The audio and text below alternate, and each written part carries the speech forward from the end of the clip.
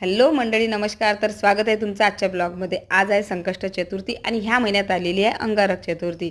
तर म्हणून मग मी म्हणजे तशी सणावाराला साडी घालतच असते, तर आज मी साडी घातलेली आहे आणि मग काय स्वयंपाकाला सुरुवात केलेली आहे.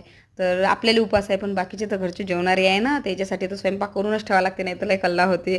तर मग मी स्वयंपाक उरकला आणि पूजेला बसली. आणि आपल्या गणपती बाप्पाचा एवढा मोठा दिवस आहे, तर मी मस्त दुधा पाण्यानं आंघोळ करून दिली गणपती बाप्पाची, मस्त अभिषेक केला आणि पानाच्या विड्यावर ठेवून त्याची पूजा वगैरे केली.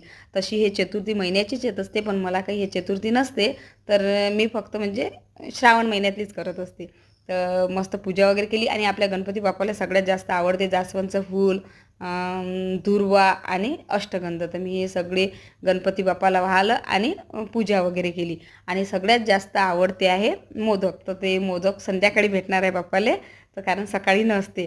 आणि तुमच्याकडे कशी करते संकष्ट चतुर्थीची पूजा नक्की कमेंटमध्ये सांगा. ब्लॉगला लाईक करा, चॅनलला सबस्क्राईब करा. टाटा.